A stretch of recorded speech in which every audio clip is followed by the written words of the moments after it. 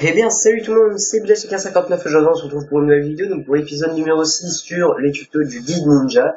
Donc aujourd'hui, on va attaquer les revers. Donc les revers, c'est quoi? C'est pas les revers de ping-pong, bien entendu. Humeur de merde, merci. Je vais vous montrer tout de suite qu'est-ce que c'est. Donc admettons que là, je dois faire un revers sur la roue avant. Donc ça, c'est le revers le plus difficile à apprendre. Donc regardez, j'ai pas le droit de toucher les dynamites. Et admettons que la planche d'en dessous, la planche d'en dessous, je suis obligé de la passer sur la roue arrière. Enfin bref, admettons que je suis obligé de faire un revers et que je dois finir sur la roue arrière, même si là je touche avec la roue avant à la fin. Voilà, donc là voilà. Donc admettons que là je suis obligé de le faire sur la roue arrière. Ouais, donc attendez, on va refaire le CP pour la version sur la roue arrière. Donc la version sur la roue arrière, ça va être ça. Donc voilà. Donc admettons que là je dois arriver d'ici à là. Et ben je dois refaire un revers sur la roue arrière. La revers sur la roue arrière, c'est quoi? C'est tout simplement ça. Mais bon, là, bien sûr, j'ai pas assez de hauteur, donc ce qui fait que du coup, je ne peux pas, je suis pas en mesure de pouvoir faire un revers sur la roue arrière parfait. Donc attendez, je vais bien vous montrer là. Et voilà. Enfin, bien sûr, là, c'est pas très réussi, mais bon, je veux dire, en gros, c'est à cause de la planche là, parce que j'ai pas assez de longueur.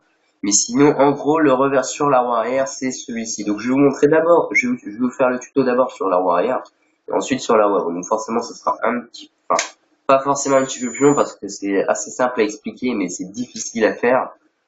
Euh, ouais, voilà, c'est ça, quoi. C'est assez simple à expliquer, mais c'est plus facile à dire qu'à faire, en fait. Dans le sens où c'est une technique qui est assez difficile à réaliser quand on ne connaît pas encore. Après, je veux dire, moi, je fais ça tous les jours, donc limite, vous voyez, moi, je veux dire, maintenant, je suis plus à un revers près, quoi. Donc, je vais vous apprendre ça tout de suite. Merde, pourquoi j'ai fait l'édition?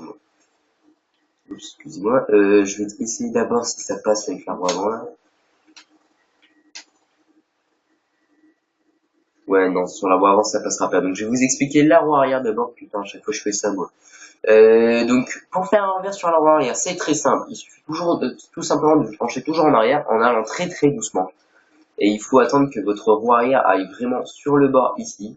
Donc il faut attendre que votre roue arrière aille ici. Et là vous restez toujours penché en arrière et vous mettez un coup de frein. Donc là vous laissez le frein enclenché. En laissant votre moto un peu retomber de l'avant, ici comme ça. Oups, par contre, attendez. Attendez. Donc voilà, donc il faut mettre le coup de frein à ce moment-là. Et après, il faudra se pencher en avant pour que le frein accroche bien. Donc il faut se pencher en avant. Après, ça dépend du saut, mais c'est vraiment quand vous sentez. Donc là, je l'ai fait à ce moment-là. Donc là, c'était plutôt parfait. Bon, bien sûr, là, j'ai pas assez d'auteur, mais vous voyez. Donc là, je l'ai fait vraiment parfaitement. Donc ce qui permet vraiment que ma roue arrière colle vraiment à la plaque. Donc il faut vraiment faire une rotation donc autour du bord de la plaque. Donc là vous voyez j'ai très bien réussi. Donc c'est une technique qui va vous prendre un petit peu de temps quand même à savoir réaliser. Donc au bout d'un moment vous savez savoir le faire bien entendu, mais je veux dire vous aurez besoin d'un petit peu d'entraînement logiquement. Après si vous y arrivez tout de suite, tant mieux pour vous j'ai envie de dire. Mais voilà, donc ça c'est une technique là sur la roue arrière c'est un peu c'est simple encore, ça va encore. Mais sur la roue avant c'est en fait c'est une question juste de calcul de distance sur la roue avant qui fait que ça va être un petit peu plus dur. Je vais vous expliquer maintenant. D'abord, je vais juste déplacer ça. Voilà. Et donc le revers sur le haut avant. Donc je vais vous remontrer comment moi je le fais. C'est à peu près la même technique, tout simplement. Hein. Donc je vais vous montrer. Donc là en fait ici, ce qu'il faut faire en fait, c'est pourquoi je vous dis que c'est une question de calcul de distance, tout simplement, c'est parce qu'il faut calculer la distance de sa roue avant.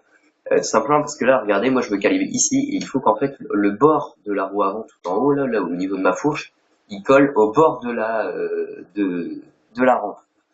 Enfin ouais, c'est pas une rampe mais au bord de la planche. Faut vraiment que j'arrive dans le coin. Donc entre le garde-boue avant et ma roue avant, et mon pneu, vous voyez, il y a un petit espace. Il faut vraiment que cet espace-là arrive vraiment sur le bord de la plaque. Donc, et tout ça en vous penchant en arrière, donc il faut rester penché en arrière. Après, il y a des techniques pour lâcher le frein et tout ça qui vous permettent d'avancer ou de reculer. Par exemple, là, si je suis déjà trop avancé et que du coup je vais rater, je lâche un coup le frein et je le remets. Donc du coup, ça va faire bouger ma roue avant. Je sais pas si vous avez vu le truc que ça a fait. Oups. Attendez. Je vous conseille vraiment de regarder d'abord le tuto sur la roue que j'ai fait sur la roue avant Donc sur le guide ninja avant d'attaquer ça, parce que ça va vous aider tout simplement, parce que si vous savez déjà pas faire de roi avant, vous n'arriverez jamais à cette technique. Donc là oui, bien j'arrive vraiment parfaitement. Donc il faut vraiment faire ça et il faut vraiment toujours mettre le stick en arrière quand vous le faisiez. Donc là vous voyez, du coup ça fait que je me penche vraiment en arrière. Donc là regardez, attendez. Et voilà. Donc après, je veux dire, vous pouvez lâcher l'analogue, mais laisser le personnage en arrière, lâcher l'analogue en plein vol, et ça vous permet de faire ça. Vous voyez, moi j'ai lâché l'analogue là, et pourtant ça passe très bien.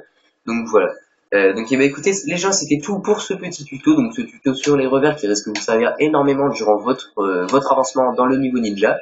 Bon bah écoutez les gens, n'hésitez pas à liker la vidéo si elle vous a plu, à commenter et à partager la vidéo si vous voulez m'aider à me faire connaître, et à vous abonner si c'est pas déjà fait. Bon allez les gens, enjoy!